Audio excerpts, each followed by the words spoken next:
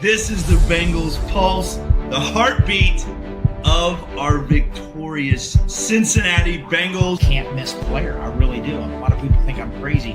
I think when he gets on the field, he's going to produce. He's going to produce at a high level. They are almost unbeatable in December and January.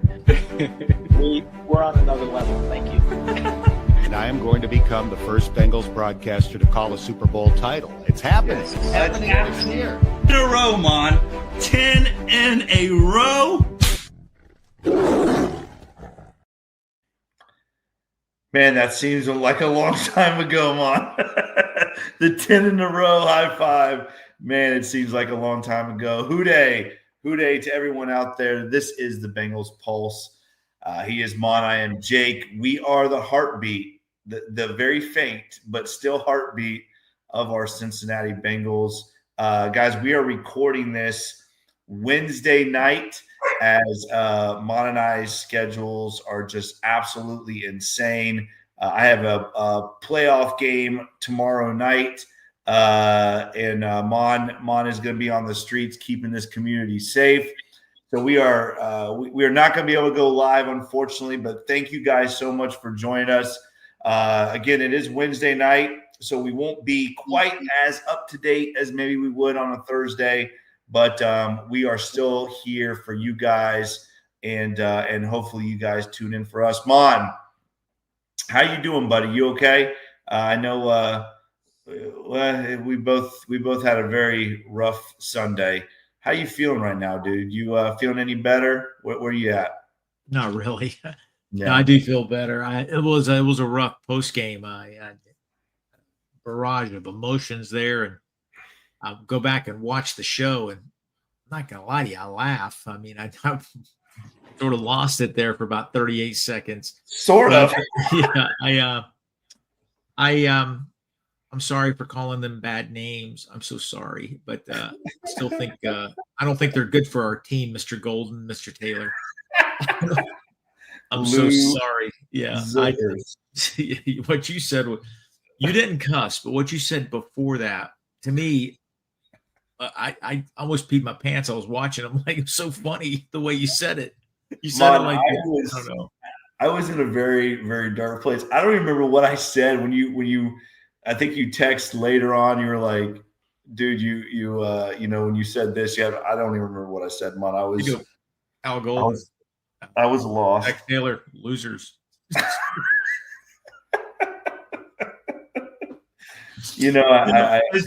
said, go ahead. I was just going to say, I mean, I'm glad we can laugh about it now. I mean, Mon, you and I, we have been doing this Bengal fan diehard thing for 40 plus years. And, it's just, it's so crazy, right? Let's talk about this for a minute, because we have a lot of listeners on here that have been Bengal fans as long as you and I, 40 plus years. And it is kind of crazy, right? Because you would think you would get numb to it, but this team is just so maddening because they draw you back in, right? They give you this hope, and it's like a little bit of hope, and it just seems like they take it away as fast as they give it to you. It's the craziest thing, right? It's like being a Reds fan too. The Reds do that to us too, but it's just crazy how quickly they give you hope and then how quickly they take it away, right? Oh my God. Yeah, I mean, so many takes from, people that have covered the Bengals for years, beat writers, local Cincinnati media, sports media. Lance McAllister tweeted something that I thought was brilliant. Oh, it's poignant. It was. It's literally what, I wanted to say, and he said it so, just brilliantly there. I just we want this team to win so bad. Yes. We are so invested in this organization and this team that we I don't know what it is. We want them to win so bad. We look at certain players, certain things they've done. Maybe we overinflate them. I sort of feel foolish. I had this roster as a top 10 roster. I had this, that, and this. And obviously things have fallen off. Joe's injury really is a huge one. But, I'll say it again. I mean, this roster just isn't good. But we made it better than it was because of our love for the team. I guess it's homerism. Really it is. I think that's Yeah. just homerism, and we maybe inflated some of these players that didn't deserve to be inflated. And it's just because we care for this team so much. And I feel a little silly about it, but it is what it is. I mean, I can tell you what's going to happen next July and August. I'm going to be saying, hey, this team's going to win 12 games. And I'm going to do the same thing. It's just the way it is. And it is. It's ridiculous, Ron. I mean, we will be. You and I both will be. And again, we have told.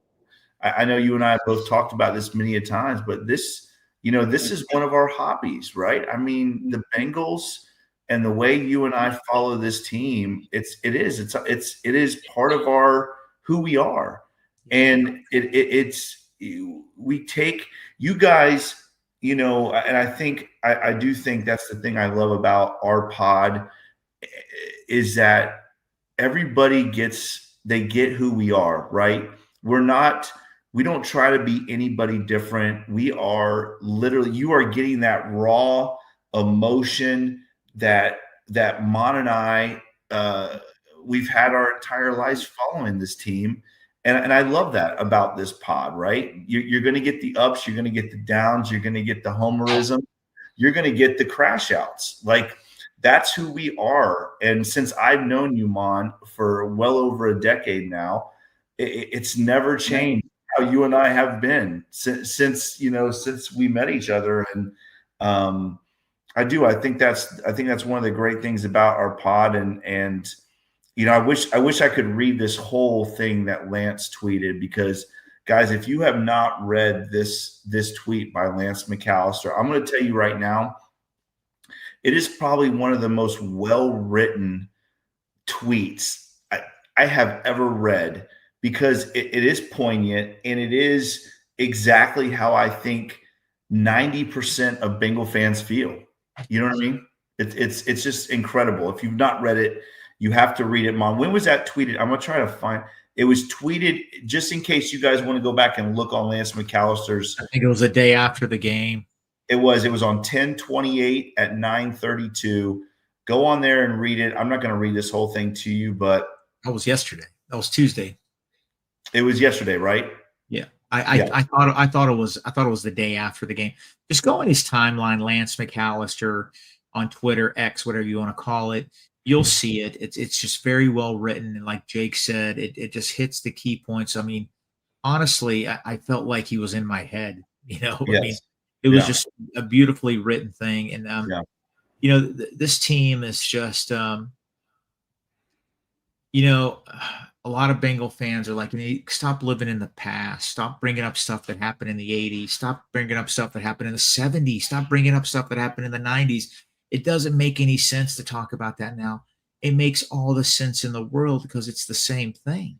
It's the same thing. It is. I mean, honestly, what they have done with player personnel and decision-making, you can honestly just change a couple names. And you're talking about the 90s. You're talking about the early 2000s. You're talking about the 80s. You really are. Yes, I wish we could have a 24-hour marathon of the show, and we could talk about these things in total detail. Yeah. And it's all the same. And the common denominator is the business structure, the way the Brown family operate. I'm not trying to be a fence rider here. I think they want to win championships. Of course they do. I really think their heart is in it. It's just the way they operate as an organization is always going to hinder them. Yeah. Always. And it's just so frustrating because there is no reason that this team should be as bad as they are on defense. They are worse than they were last year. That's what kills me. I think I said in my rant the other night, they gave up 502 yards to an 0-7 team. I said it 4 times during that barrage of F-bombs that I had. I mean, I'll stay by this. I'm going to die on this hill. That's the worst, most embarrassing regular season loss that I have ever seen. Regular season. They gave up 23 points in the 4th quarter. Honestly, you watch the all 22, which I did. Yes, I subjected myself to that. I don't know what this defense was doing. I'm a fireman in Florida. I'm not a defensive coach. I'm not I'm not a football guru. It was atrocious. It's Jake. It's terrible. And I think the thing is, right, is it's hard to believe that because we only lost by 1 point. But you were right. I mean, I think I said it when the show started last week when we went on post. It's definitely top 3 for me. I mean, I don't know how to this moment. I don't know how the Bengals lost that football game. And they've done it to me so many times in the past, right? But I am like completely bewildered still. I don't.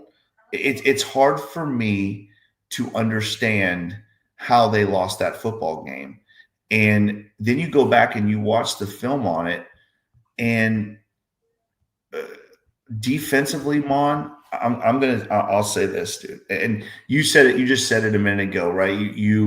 It's hard to imagine how bad they are on defense, but this has been a common occurrence for at least the last 3 years. And again, I'm not going to bring up the Jesse Bates thing because I think we've already ran that into the ground. But it starts with the Jesse Bates situation, and our roster, Mon, at that moment in time, right when that 22 season ended, that roster was on its way to being the best roster in the NFL, and how quickly it has fallen. And I go back, and I think I said this earlier today, Mom.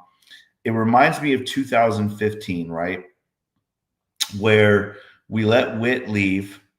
We go out and we draft 2 of the worst offensive linemen that have ever played in the NFL, right? And Jake and Cedric to try to rebuild the offensive line. And now I look at our defensive line, right? A defensive line that let guys walk, and now we try to rebuild it, and it has set us back. Like, this team went from one of the best rosters in the NFL, and because of, like you said, bad moves by the front office and terrible drafting with no player development, now we are back in the same situation we were in 2015 with the offensive line. Now it's there with the defensive line. This defensive line, Mon, that we have right now is the worst in the NFL, and it's not even close. I mean, it's truly not close. Yeah, you're right. You're right. I was thinking about something. I can't believe how they have not produced and how bad they are. I'm going to read out something to you. Hendrickson, Hubbard, Reeder, Ogunjobi, Pratt, Wilson, Bates, Bell, Cheeto, Apple, Hilton. Starting defense from the Super Bowl year. Yeah. Majority of those guys, 10 of those guys started the next year. Larry O was hurt, ended up going to another team because we signed Hill. Hendrickson, we know what he's done. Hubbard's replacement is a downgrade, right? Yeah. I mean, Hubbard was hurt last year. I get it. He slowed down. Reeder, his replacement's a downgrade. Ogunjobi had 1 great year with us. We've never been able to replace his 8 sacks. No. Downgrade. Pratt, we can say what we want about him. His replacement this year, downgrade. Yep. Wilson is still on the team. I don't know what's going on there. Bates, his replacement, downgrade. Bell, you can say what you want about him. Yeah, he did come back to Cincinnati. He wasn't very good. I understand. Bates and Bell were top 3 safety tandem in football when they were together. Our safety tandem now is a downgrade compared to those 2. It's the worst in the NFL. Yeah. Okay. Cheeto, Apple, Hilton. Our slot corner, Dax Hill is good. I don't think he's as productive as Hilton. No. We'll call it a wash in a second with the cornerback room. We can call it a wash. I think DJ Turner's done really well. Cheeto was playing at an all-pro level. Yeah. But if you just go back 4 years, 1, 2, 3, 4, 5, 6, I'll say 7 of our defensive slots. The players that have replaced those players, it's only been 4 years, 3.5, 3 years, 4 years. Yeah. It's a massive downgrade. Massive. That's why our defense stinks. Massive. Okay. They have invested a lot of picks, a lot, to make up for this. 9 top 100 picks in the last 3 drafts. They haven't developed. I refuse to believe that's all on Duke Tobin. I refuse. Yeah, okay, maybe 4 of them are terrible, but all 9 of them, it's a mixture of coaching that can't develop and get to maximize the talent of these guys. And maybe our front office is reaching. Maybe they're picking players 2-3 rounds early. Maybe some of these guys they got in the second round are really 4th rounders, and we're paying the price for it now. This front office, I think your ticket deadline is Friday, is it not, to renew your tickets? Yes. I wouldn't be surprised 5, 10, 15,000 people decide not to renew their tickets. Yeah. They're going to have to do a massive, they need to look in the mirror and look at each other and say, hey, this has been a constant from the 70s, 80s, 90s, 2000s. We need to change something here. We need to bring in, we need to change some stuff, because it's almost statistically impossible to have 9 whiffs out of top 100 picks in an NFL draft. We're talking Cleveland Brown kind of stuff, and we're not the Cleveland Browns. Yeah. Man, you just said that perfectly.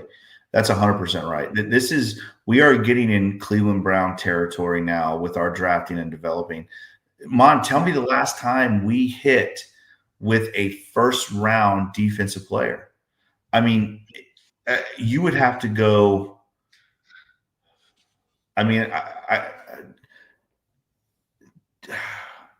it would be after it would be after Justin Smith, but there's not very many, I think, that you could name. Definitely not with one hand. With one hand that you could name of first round defensive picks that we have hit with over the years. And go ahead. What were you going to say? No, I mean, I just want to add what you're saying. I agree. Everything you're saying is dead on. Let me give you a perfect example here. I just read all the names of our starting defense from the Super Bowl 56. Mm-hmm. 7 of the 11 starting defensive players were free agent acquisitions. They weren't even drafted by the Cincinnati Bengals. That's what my point is, right? I mean, I know it's crazy.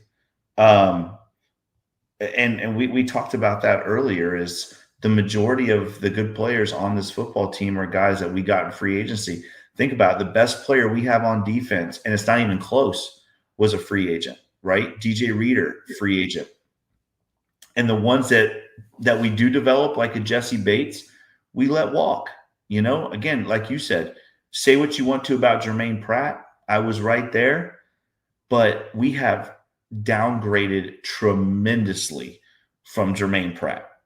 Demetrius Nightmon, and again, I know I sent you some film from the game on Sunday, but it doesn't take much to turn that film on and just think to yourself, my God, what were the Bengals thinking? Drafting him, first of all, in the second round. And I know I was right there. I loved the pick. I wanted to love the pick. I wanted Jihad Campbell in the first round, but I wanted to love that Demetrius Knight pick. And he is bad, Mon. Like, he is really bad at football. Now, hopefully he's a rookie, and hopefully those things take care of themselves. But to go out there and bet on a guy like that and bet on Barrett Carter and those guys, it is just crazy. And that's what this team does. It bets on these guys that have no sample size. And this is what we get. We get another year of watching a shitty defense. This defense is worse than last year's, and it might not be close. Jake, I think it is worse than last year. And you are right. I said something the other night. I said, F this front office for assembling a roster like this for this year. That was a little harsh. I need to watch the F-bombs, but honestly, think about it. we knew, you said it, I said it, Eric said it, Zim, Ace, everybody, we all knew it's going to be a work in progress. We know nobody on this show, none of our fans thought, hey, we're going to be a top 10 defense. Okay. We thought incremental improvements by week 8 or 9, we're going to be a top 22, 23, 20 team, maybe. We're 32 in the NFL, if not 31, near the bottom. We are worse than we were last year. We are markedly worse. Starting all these rookie guys, listen, they don't know what they don't know. And honestly, are these struggles going to make them better players? Are we going to see a lot of it next year? I don't know. Demetrius Knight, Barrett Carter, good athletic people, players, they produced in college. But the way these angles they're taking, the people they're bouncing off, they're not making tackles, they're not filling the hole. We can't have those mistakes. We don't have a quarterback that could make up for it like we did last year. And again, this organization, their philosophy is Joe, T, and Chase will take care of us. They'll win the games for us. Our defense will get better. And hey, we'll get up in the top 20 range, top 18. That's all we need to do. That's a horrible way to manage a team. That's a horrible way to manage a roster. You know, Charlie Goldsmith and Paul Dehner, they talk about it all the time. They talk about this free agent class that they ignored. They talk about the defensive tackles they ignored in this draft. They drafted 2 linebackers, 6 picks. Yeah. It was historically one of the greatest drafts for defensive linemen in the NFL. Yeah. We got one in Shamar Stewart. I hope he pans out. He's only played 5 games. I don't like what I've seen so far. No. But they had massive issues going into this season. And if you really take a step back and look at it, they did minimal. They really did. We were blindsided, like we talked about in the intro. Yeah. Chase, Higgins, Gesicki, Noah Fant, some really nice contracts. We were proud of it, and we should be. They're good players. They deserve to be Bengals. Mm-hmm. If you take a step back and really look critically, they didn't do enough. And we're seeing it, and we're seeing the results of it. Mon, so I pulled it up. I'm going to go over this with you, okay? Listen, I was not too far off on Justin Smith. Are you ready for this? I'm ready. All right, here we go. I'm going to start from 2025 and work my way back. Here are the defensive first-round picks from the Cincinnati Bengals. All right, you ready? Yes. 2025, Shamar Stewart. Again, like you said, he's only played a handful of games. The sample size does not look good. He was not able to get to the quarterback in college. That was a red flag. And he's not able to get to the quarterback right now with 0 pass rush ability in the NFL. Hopefully that changes. Here we go. 2023, Myles Murphy. Again, I know he didn't get a lot of playing time under Lou Anarumo, Mon, but the sample size, I think, now is becoming big enough to start being very worrisome about Myles Murphy. Would you agree with me on Myles Murphy? He has not produced like I thought he would. I still think they can't give up on him. I hope that light bulb comes on. Okay, so that's the first 2 will go maybe just because it's, it is what it is. Here we go. 2022, Dax Hill. Dax Hill, again, let's be honest what Dax Hill was. He was drafted to replace Jesse Bates. That worked out horribly. They moved him to corner. Then they moved him to slot corner. Again, I would say Dax Hill was a miss. I like Dax Hill. I think he is one of the better players on our defense, which is not saying much because I think you and I would be in the top 6. But Dax Hill, I'm going to say is a miss. What would you say about Dax Hill? I want to say inconclusive. I will say this. I think I was expecting more of him this year. I was too. And I think he's one of our top 3 defensive players right now. But I agree. I'll give you credit. He was drafted to be Jesse Bates' replacement. That's why they felt comfortable having Jesse Bates leave, which will go down as one of the worst decisions in Bengal history. 100%. Okay, so that was 2022 Dax Hill. Now we go back to 2016. All right, so again, that within those years, let me just say, Jamar Chase, Joe Burrow, hit, Jonah Williams, Billy Price, awful, John Ross, awful. So now we're at 2016. William Jackson, Mon. Awful, right? William Jackson, a huge miss by the Cincinnati Bengals. 2014, Darqueze Dennard, huge miss, absolutely terrible. Thoughts on Darqueze Dennard? I don't think he was terrible. I think Darqueze Dennard was a decent player. Darqueze Dennard was not terrible. He wasn't a bit. He was a decent. Okay. I don't think he was a star. Okay. I'm not a fan. I'm not a fan. All right. But I think, again, we're talking about first round draft capital on defensive players, right? Okay. Here we go. We go to 2011. Obviously, they hit big. 2013, Tyler Eifert was a hit. 12 with Zeitler was a hit. 11, AJ Green, obviously a hit. At 17, Dre Kirkpatrick. What are your thoughts on Dre Kirkpatrick? He got a second contract, a second big contract. I always thought he was above average and above average at best. I didn't, honestly, I was never crazy about him, but he did get a second contract. He did get a second contract, but after that second contract, yeah. All right, so now we jump to 2008. Keith Rivers, again, he comes in the transition part of this Bengals roster. What were your thoughts on Keith Rivers? Bust. Huge bust, right? I'm with you. A huge bust. They drafted him at 9, Mon. 9, top 10 pick, Keith Rivers. Now, in 2007, this is, to me, out of all the players we just named, this is the best by far. In 2007, Leon Hall at 18 was a steal. Leon Hall, to me, was an absolute stud. And as far as he is the first name I have said that I think is worthy of a first-round pick on the defensive side of the ball. What do you think about Leon Hall? Leon Hall was a great player. I remember Leon Hall at one time in that process was a top 5 pick, and he dropped to 18, and that was a huge steal. Huge steal.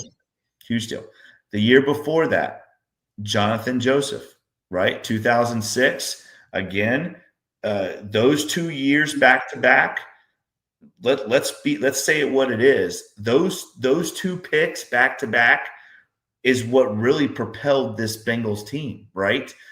Hitting on those 2 picks and having those 2 guys at corner was huge for this team for years, correct? It was, and it brings up another sore spot here. They let Jonathan Joseph go. He played another 7 years for the Texans at an all-pro level. Leon Hall had some injuries after that and played longer also. Yeah. There is absolutely zero reason the Bengals couldn't keep both. Yeah, they would have been paid a lot of money, but they were that good that they should have kept them both. Yeah, we had Pac-Man and other things that's sort of jumping ahead, but Jonathan Joseph was that good. I remember Zimmer was livid when they let him go. 100%. 2006, obviously, or 2005 was the David Pollock draft. We all know about David Pollock. I don't think we can count that as a miss because of the injury. However, he was trending up when he had that injury, Mon. He was looking really good. Jake, that draft right there. If David Pollock didn't break his neck, Odell Thurman didn't have his breakdown and get crazy, and Chris Henry didn't tragically die, that could have gone down as one of the greatest drafts in Bengal and or NFL history. Yeah. That's how good Odell Thurman was. Odell Thurman, his rookie year, was one of the top 10 linebackers in football. Chris Henry was a difference maker. And David Pollock was his second year. He was flashing big time until that injury against the Browns.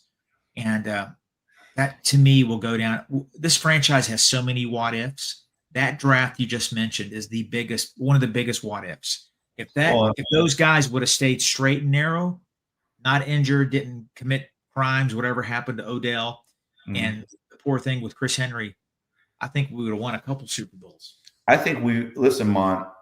If Carson Palmer doesn't get hurt, I think we win that Super Bowl. I think that's how good that draft was. Okay, here we go. You ready? So now we have Justin Smith in 2001. So you could say, Mon, you could say that since 2001, Mon, the Bengals have had 3 good first-round draft picks on the defensive side of the ball. Wow. Yeah. I mean, that's unbelievable, Mon. Like it's almost statistically impossible to not hit in 25 years more than 3 times with a draft pick in the first round. Yeah, you know what? Here's how the Bengals will counter it. Here's how they're going to counter it. Yeah, we had a lot of first and second round misses on defensive players, but we got Jonathan Fanene, we got Frosty Rucker, we got Damata Pecco. Hey, you got lucky on a couple. Yeah, you did. Those guys were good players. Yeah. Fanene was a good player, but you're supposed to knock it out of the park with your first 2 picks. You're supposed to knock it out of the park. The Bengals, I mean, they're batting a 20% rate there. I mean, you think about it. And not only a 20% rate, Mom, but they haven't had a good defensive player drafted in the first round since 2008, Mon. 17 years this team has gone without drafting just a legitimate player on the defensive side of the ball in the first round. 17 years, Mon. Jake, you're reading all these draft picks. I'm going all the way back. That 2001 draft that you mentioned, was it Justin Smith? Yeah. Look here real quick. No, the 2005 draft you mentioned. No. I mean, Pollock, Thurman, Henry. Guycheck was a terrible pick. Tab Perry in the 6th round was a good player, good wide receiver. And Jonathan Fanene was a great defensive lineman. That could have been one of the all-time greats. But I'm going to 2008, 2007. Some of these drafts were so bad. I know. They were so bad. But then they got the Michael Johnsons, the Geno Atkins. They started hitting. You know what? That's why Duke Tobin's still here. Duke Tobin is still riding that. He's still riding the coattails from some of these great drafts where they went to 5 consecutive playoff games. But you know what? Nobody talks about 2015, 2016, 2017. The drafts were so bad. 2018, 2009, and the drafts were so horrible. It led to Joe Burrow. That's how bad the Bengals were. And guess what else? The roster was so bad from horrible drafting. They had to go out and sign DJ Reader. They had to go out and sign Mike Hilton. They had to go out and sign Trey Hendrickson. They had to go out and sign Cheeto Awuzie. They had to go out and sign Eli Apple. They were talent deprived from terrible drafts, horrible drafts, and that's why we're getting smoked. So we had a great quarterback. His rookie year, he gets hurt. They said, hey, man, we can't do this anymore. We have to go out and spend money and sign players. They did that. You know what it's coming up on with our defensive performance now? To me, it's the same. It is so bad. They're going to have to free up some money. They don't have enough draft picks coming up to fix this defense.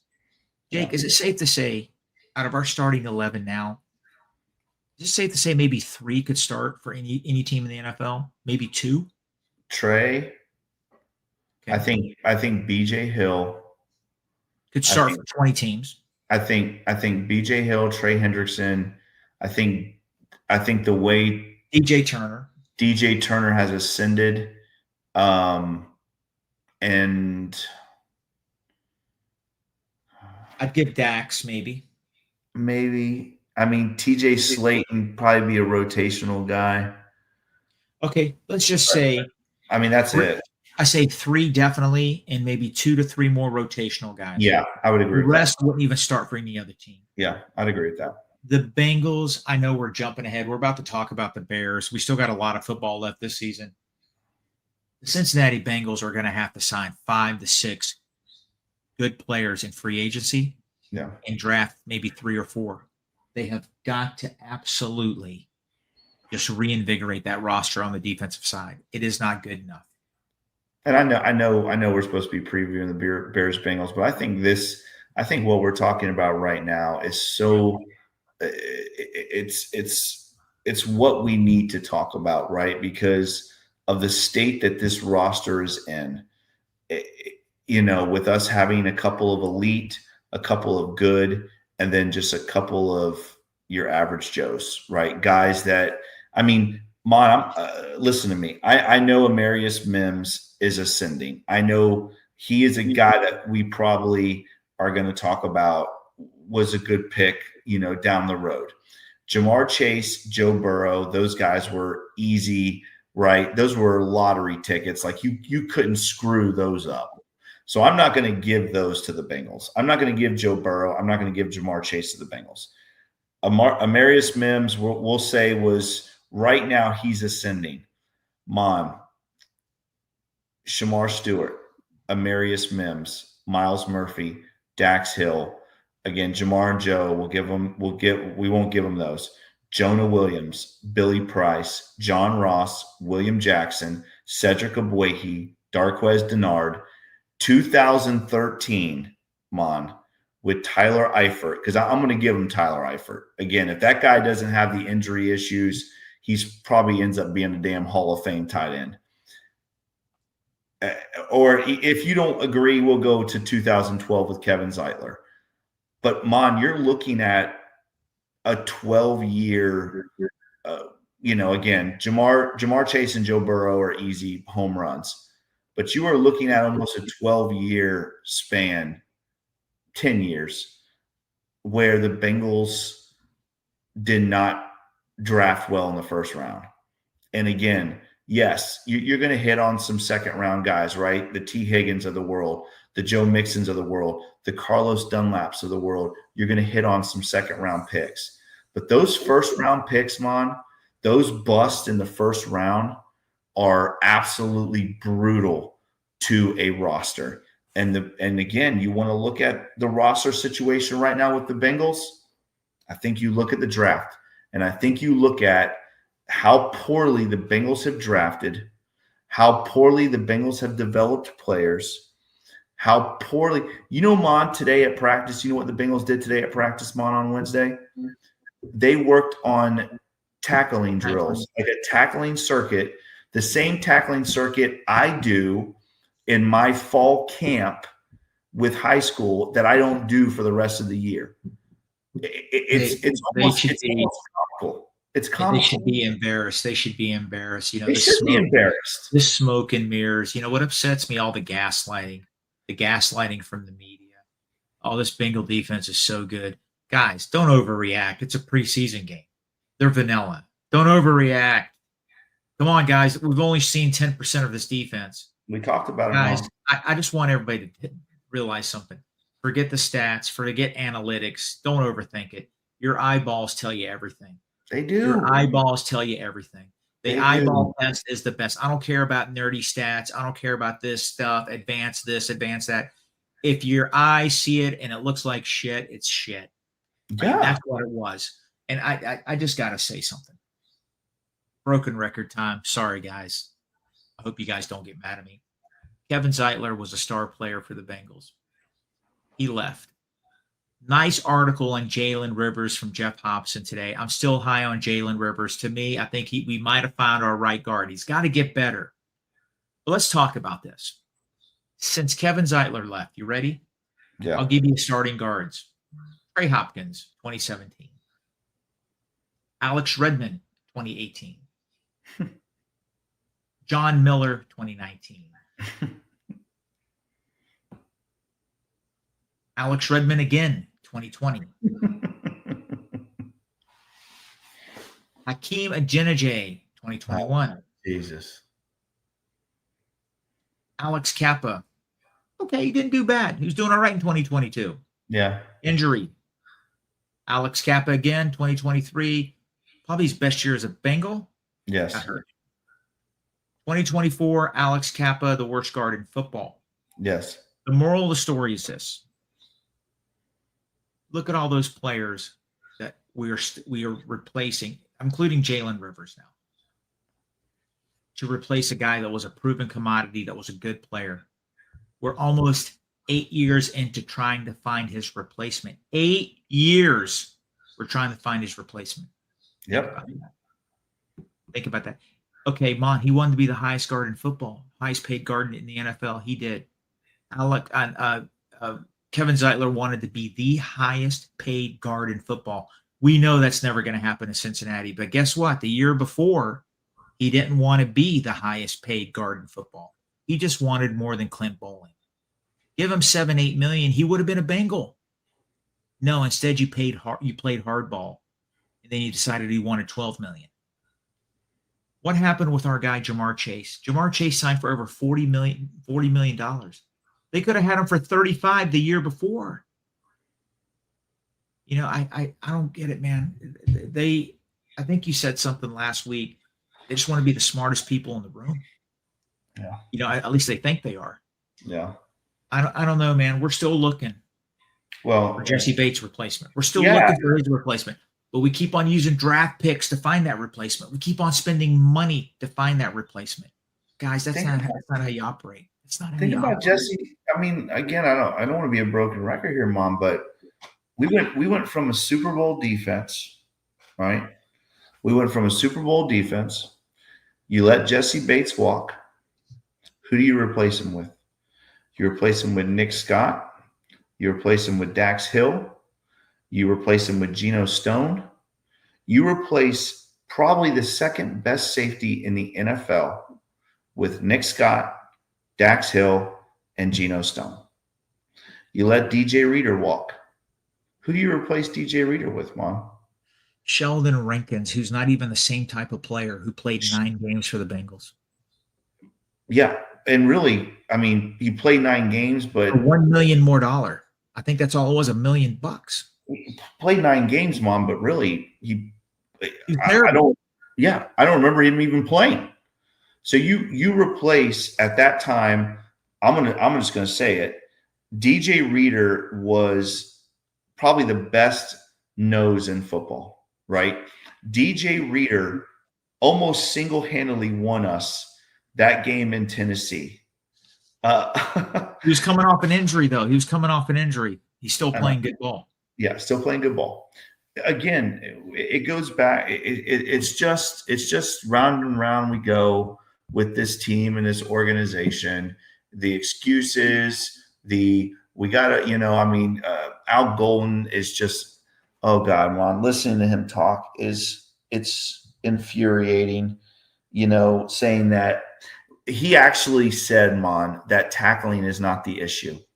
This team, Mon, is almost at a historic number as being the worst tackling team in NFL history. If they continue with where they are right now and they finish the season on the same trend, they will be the worst tackling team in NFL history. The one thing that is ingrained in a defensive player since Pop Warner, this team cannot do. And Al Golden has the balls to come out and say tackling is not an issue. You know why he does that, Mon? Because guess what tackling is? Tackling is coaching. It is an issue, and he knows it. I want to know something. Yeah, I just want to know something. Monday morning, do they go to the conference room at Paycor Stadium, giant table, everybody sit, player personnel, coaches, the coordinators, some key coaches, head Zach Taylor, in administration? Does somebody get up and say, what in the F just happened? Yeah. Guys, we got your players. You're telling us this. You're telling us that. It's the worst defense I've ever seen in my 50 years here at Paycor. Does Mike Brown do that? No. Or what are they doing? Are they sitting there going like, hey man, what are the numbers? How much concessions? What did we get from this? What do we get from the pizza sales? I mean, what are they looking at? I mean, I just want to know, how are they not embarrassed? How are they not embarrassed? It's funny one, right? Because tackling is not the issue according to Al Golden, but today they literally go back to a basic drill that you do in Pop Warner to learn how to tackle, and we're in week 9, Mon. So we are trying to learn how to tackle in week 9, but tackling is not the primary issue of this defense. It's a joke. I mean, it is a joke, and it's so hard for me as a coach to put all the accountability on the coaching staff, but I don't know who else gets the accountability here besides this coaching staff. I really don't. Like, I don't know. I think everything that you said is warranted. I think everything that we have said on this pod is warranted. This coaching staff is atrocious. Al Golden is atrocious. Zach Taylor is not good. And again, for everyone on here that wants to find a way to spin it where it's not this coaching staff's fault, you're just not seeing the same thing that everyone else is. This team will not win with those losers at the helm. They just won't win. If you go on to Spaces, you go on to some of these social media sites, people, prominent Bengal fans, they're starting to turn on the organization, because there's a faction that loves Taylor. They love him. They love everything about him. Can't blame him. You got to blame management. And you got the guys that are saying, well, it's funny that they're starting to turn on each other a little bit because, they're always got to stick up for the Bengals. It's like homerism. But now they're splintering because, they got to take care of their guy, Coach Taylor. I don't want to be a fence rider here. I don't think they have been set up to succeed. I think management has, let good players leave and they replace them with guys, so they're struggling. But I got to say this, Jake, we've been watching football for years, from college to pro level, elite level football. You see coaches that have a charisma, that have a presence, that can maximize the talent and just get players to play above their talent level. I just don't see our current coaching staff doing that. Zach Taylor. I think Zach's a good communicator, but it's about getting that, maximizing that talent. I just don't see that. Look at the Patriots. They brought in a new staff, and these guys are playing big time football. They've installed confidence at every level. When the Bengals lose like they have lost this year, confidence erodes. You don't believe in yourself. Good players start to doubt themselves. And guess what? When they go to minicamp, OTA next year, they're going to see the same faces that led them this year. That's going to creep back in their head, man. Yeah. I think it's at the point now that I think, people canceling their season tickets, the ticket agents giving the fans hard time for doing that. I read that online. I think it's at the point of no return now where they have to make significant changes because the players psychologically are turned off. Yeah. We're going to talk about the upcoming game. Let's talk about that. Let's get into it. AFC North games. I got a lot to say about the Bears and Bengals. Let's go for it. Let me say one more thing, and then because I really want to throw this out here. Again, I go back to this is being recorded on Wednesday night. It's being recorded on Wednesday night. Remember that, everybody. Go ahead. I want to go back to what I said about Al Golden. For you as a coach to come out and say defensive tackling is not the issue. When I look on here, Mon, and I think I sent this to you, the Bengals have 3 of the worst tacklers in the NFL. As a matter of fact, Mon, when you look at the top 10 worst tacklers in the NFL, the Bengals have 3 of them in the top 10. Demetrius Knight, Mon, is the 2nd worst tackler in the NFL. In the entire NFL, Mon, Demetrius Knight, our starting linebacker, is the second worst tackler, and it's only by 1% that he's the second worst. He's almost the worst tackler in the NFL. Okay. Jordan Battle, our starting safety, is 0.8% worse than him. Jordan Battle is tied for second with Demetrius Knight as the second worst tackler in the NFL. They're tied for second. And guess who's not too far behind, Mon? Geno Stone. Geno Stone is tied for sixth. He is the sixth worst tackler in the NFL. So the Bengals have 3 of the top 10 worst tacklers in the NFL on this defense, and 2 of them are your starting safeties. 2 of them are guys that you are still trying to replace Jesse Bates with. You want to know why our defense sucks? You want to know why Al Golden sucks? Because he cannot get these guys to do something as simple as tackling a ball carrier. All right, let's move on. Let me just one more thing. Maybe I clumsy manner. I didn't say it. I agree with you 100%. I admit he doesn't have the players maybe to have an elite defense, but you know what? He has enough players to be better than what they are now. What they are now is absolutely atrocious, like you said. They should never be at this level. There's more than enough players to be better at tackling, be better at the fundamentals. And you're right. That's horrible coaching. Let's go on. We don't have to worry about them on. They had a players only meeting on defense. So we should come out and shut out the Bears this week. All right, let's move on to Bears Bengals. The 4-3 Chicago Bears come into the jungle to play our 3-5 Cincinnati Bengals. This Bears team coming off of a really bad loss, Mon, to a very bad Ravens team.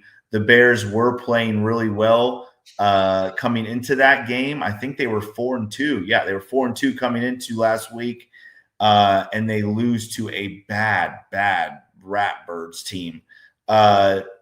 This Chicago Bear team, though, better than what we originally thought. Right? They've been a little inconsistent. One of my closest friends is a Chicago Bears fan. We talk football almost every morning, and what I hear from him is a lot of inconsistency from this team, from this offense, and from this defense. Although the team is, we're going to talk about, but the Bears are very banged up right now. Again, so were the New York Jets, guys. Let's not forget the Jets were missing their 2 best players, and we still lost to the 0-7 Jets. Tell me about this Bears-Bengals matchup, Mon. What do you think? What do you think are some of the key points to this matchup? I think the talent level compared to the Jets, the Bears are like the greatest show on turf. They have some really good skill players. Their tight ends are a matchup nightmare. Their quarterback has played a lot better. They have a lot more skill players, and that's what scares me. If a Jets team can get 500 yards, and I don't think the Bengals defense is going to be as bad as last week. I don't think they're going to be much better. I mean, that's not saying much. That's not saying much. Yeah, exactly. It depends on what's going to happen with Joe Flacco, of course. But I just look at their roster. What did the Bears do? They went out and got Joe Thuney. They got Drew Dahlman. Drew Dahlman is one of the biggest free agent acquisitions last year from Atlanta. He came to the Bears. They went and spent a lot of money to reinforce that offensive line to protect their franchise quarterback they got. And Cole Kmet, Loveland, I mean, their tight ends are a problem. I don't know about their injury situation there. DJ Moore, Swift. They've won some big games. Their wide receiver, Roma Duze, is a good player. That's going to be a problem for our defense. It's going to be an absolute problem, especially if Trey Hendrickson doesn't play. Yeah. It's our last stand, Jake. If the Bengals can't find a way to win this week, season's over, man. I agree. We're cooked. I agree. If we get beat this Sunday, man, we're just going to be playing for pride, playing for experience, getting some young guys ready for 2026. This is the last stand. And we've said it before. This is truly a must win. It's a must win. And if Flacco is 50-50, like the Bengals.com said, it's going to be a long Sunday for us if he doesn't play. Well, you have Trey Hendrickson at not at practice. You have Joe Flacco not at practice, dealing with a AC joint sprain in his throwing shoulder. Trey Hendrickson's back and hip.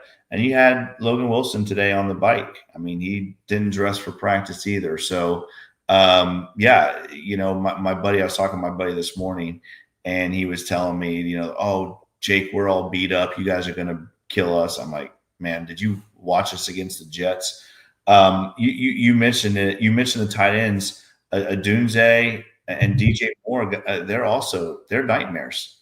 They're nightmares. Adunze now with 5 touchdown receptions. He leads the team, almost 500 yards receiving on 31 receptions. So he's a big play guy, man. He's averaging over 15 yards a catch.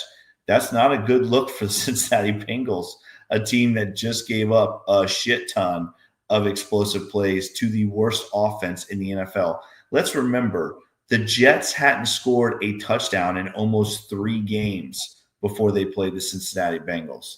So you have DJ Moore, you have Adunze, and you have Mr. Swift, right? Swift has looked good this year, almost 500 yards rushing the football, 4 touchdowns rushing. This Bears offense is better than what people think. And even Caleb Williams not playing bad football right now. This is a scary matchup, a matchup that I thought was going to be a dog walk when this season started. And now I'm looking at this game like, man, we just got to figure out a way to win, which is going to be tough to do. Because I'm going to tell you right now, Mon, you know where the Bears really have us? Coaching.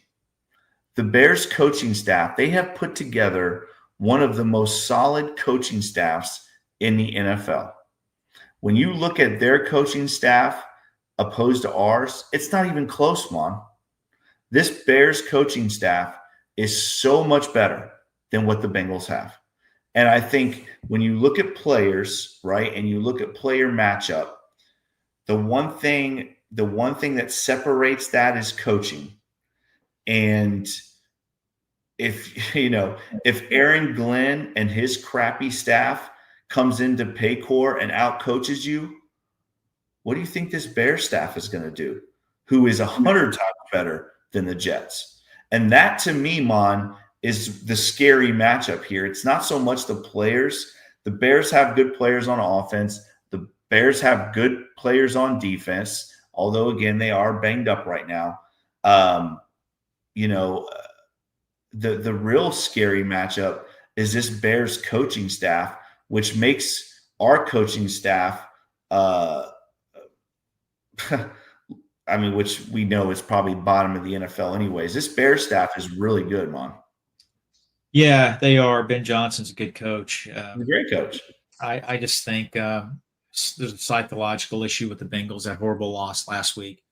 We're going to see how they play. If they come out and they get smoked, if the Bengals get smoked, they've checked out. They're done. They're cooked. And, I just want to ask you a question. I hope this doesn't happen. I never root against my team. I want them to win.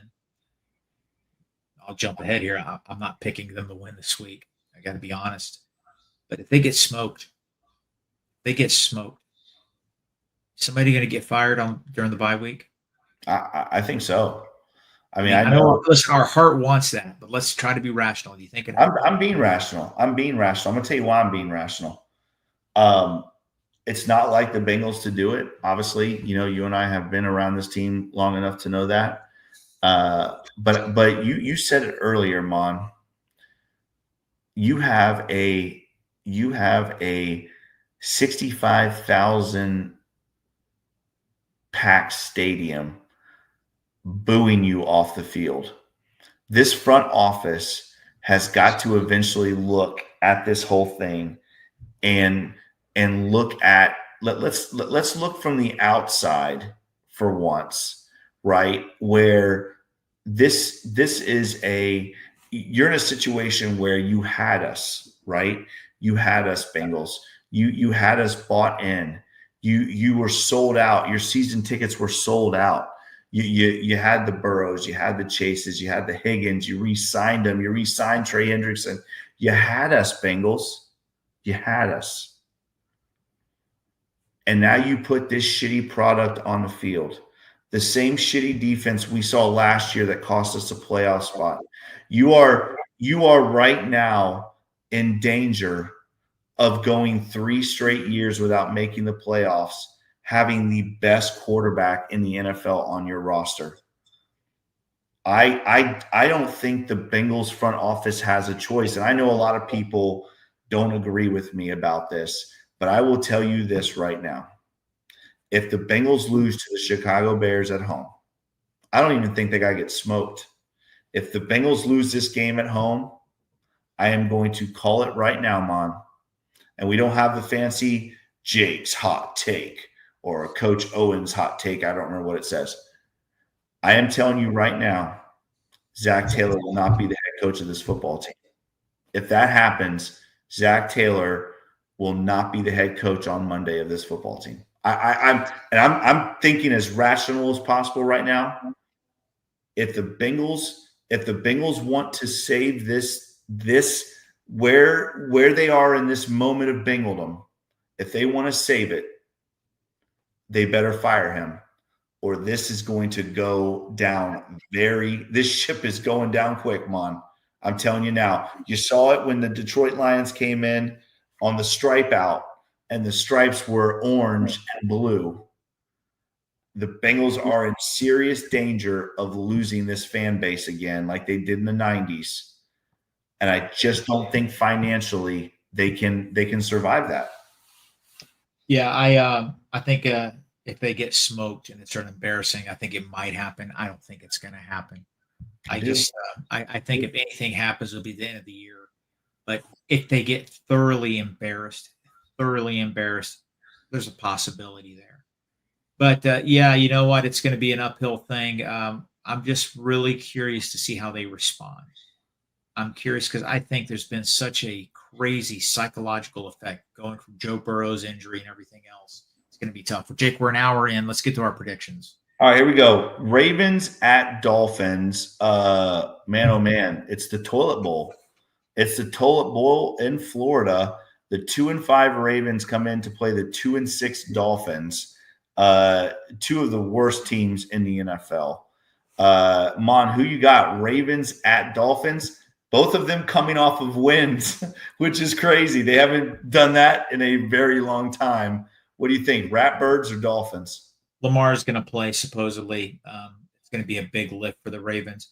But the Ravens are getting some of their treatment now. They're having to play on the road, short week, Thursday night. Yeah. Lamar's going to be rusty. The Dolphins are going to win at home on Thursday night football. The home team has a huge, huge advantage on a short week.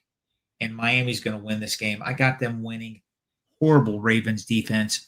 31-24 Dolphins. I have the Dolphins winning 28-24.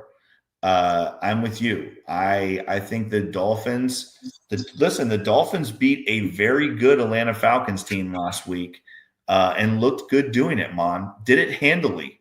Did to the Falcons what we should have done to the Jets, right? The Ravens right now are extremely beat up. I agree. I think this is this is kind of a shootout, and I think the Dolphins win it 28-24. All right, here we go. Next up on the list, Colts at Steelers. The Colts right now looking like the best team in the NFL, Mon, at 7-1. Who you got? Colts, Steelers. Playing in Pittsburgh's always tough. I think the Colts are the real deal. They have one of the best running games in football. They got a great offensive line, just great. I mean, they remind me of a team from the 70s, man. They're playing hard-nosed football. Yeah, they really are. Yeah, listen, playing in Pittsburgh, it's never an easy thing to do, but Pittsburgh's defense is just absolutely atrocious. They have gone out and they got Kyle Duggar. They've got some good players. I still think the Colts win this game. It's going to be an ugly game. It's going to be surprisingly low scoring. I'm going to have the Colts winning 20-14. All right. Listen, I'm with you. I don't think the Colts have one of the best. I think they have the best run game in the NFL. Listen, Lou Anarumo is coaching his ass off. Good for him. I think this game isn't close. I have the Colts winning 31-10. I think the Colts go into Pittsburgh and blow them out. Remember, Lou Anarumo, if anybody knows the Pittsburgh Steelers, it is Ludini. And I think this is a blowout. I think the Colts absolutely blow them out of the water. I think Jonathan Taylor rushes for 200 yards. The Cleveland Browns are off this week, which they're off pretty much every week because they are just awful.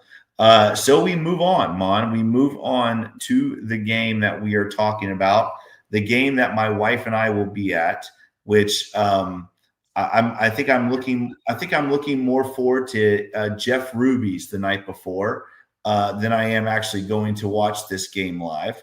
But my wife and I will be at the Bears-Bengals game. So if you are there, guys, please, if you see us, come by and say hi. I really love talking to you guys when I'm up there. But we are more excited, I think, about Jeff Ruby's than we are going to watch this shit show, especially if Joe Flacco is not playing. Bears at the Bengals. Who you got, Mom? Well, it depends on the quarterback situation. Yeah. Right now it's 50-50. I have a feeling Flacco's not going to play. I don't think Jake Browning's the answer. I think the Bears are a matchup issue for the Bengals defense. The Bengals defense is what it is, guys. We're 8 games in the season. They are what they are. They're not a good team. And I don't think that Bengal defense is going to get much better. It's just going to be what you see. The only way we win is if our offense goes lights out, and if Flacco's not playing, I don't think it's going to happen. If Jake Browning's a quarterback, I got the Bears winning this game 34-17. If Joe Flacco plays, I think it's a lot closer. I'll have the Bengals winning 31-27 if Joe Flacco plays. But right now, I'm just going to stick with 34-17 Chicago Bears over the Bengals. So you have to say, duh, Bears. Yep. And I wake up Monday morning and there's a coaching change. That would be the positive. That would be the only positive. Listen, I know I pick the Bengals every single time we do this, and I don't know if I've ever not picked the Bengals. But my wife and I are going up for an adult weekend, right? We're flying up. It's going to be a crazy weekend as it is.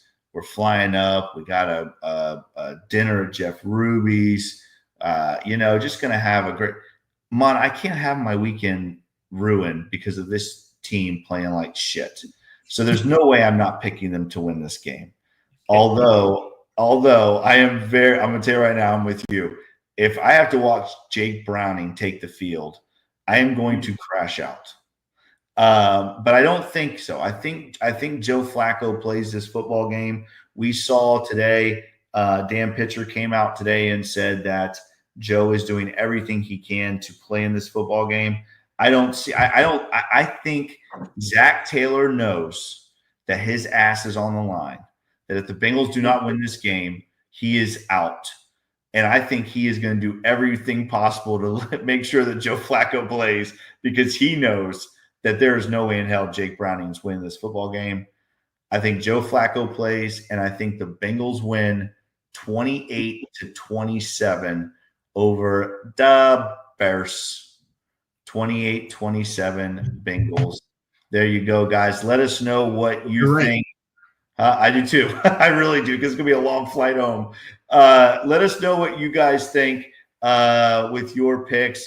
Again, we are recording this on Wednesday night. So if any news breaks, we didn't know about it. Okay. We didn't know about it. So I think that's one thing, Mom, we didn't talk about is there's 3 open roster spots right now on this team as you and I talk. Nothing has been filled yet. We did not talk about the release of Pennell. And the Chiefs have already signed him back. So Pennell's been released. Mon and I don't know what the rest of this roster is going to look like. Hopefully McKinley Jackson gets a little bit of run here this weekend. We can see what we got out of him.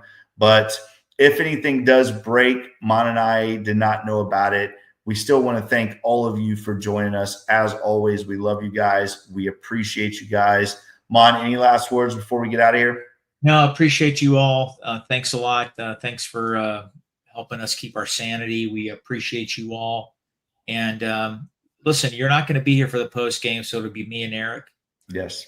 Doing the post game, and hopefully we're happy and not cussing. Thanks for watching, everybody. Hopefully I'm calling you up from the stadium celebrating because, again, I don't want to jump ahead, but if somehow the Bengals win this game and the Steelers lose this game, the Bengals will be coming off the bye playing the Steelers for first place, which is absolutely insanity. All right, guys. As always, if you like this podcast, make sure you watch this podcast. Make sure you like, share, and subscribe to this podcast. Make sure you check us out on all the awesome podcast platforms, Apple, Stitcher, and Spotify. As always, follow Mon on Twitter at The Fire Mon. Follow me on Twitter at Coach Jake Owens 9. Follow Eric on Twitter at eFlash with 2 H's 88. Follow the Winston Podcast Network on Twitter at Winston Pod. And as always, guys, follow the Bengals Pulse on Twitter at the Bengals Pulse. The same on Instagram without the at the Bengals Pulse, and the same on TikTok without the at the Bengals Pulse. Guys, thank you so much for joining us. If you like this podcast, make sure you give Mon and I that 5-star review. We very much appreciate that. Mon, I got round 1 of the playoffs tomorrow night. Wish me luck, my man. Sir, good luck, buddy. I I'll be appreciate at the Titusville astronaut game. All right. Well, good luck with that. And he is Mon. I am Jake. This is the Bengals Pulse. Hoo day, Bengal fans. We'll see you soon. See you. End it.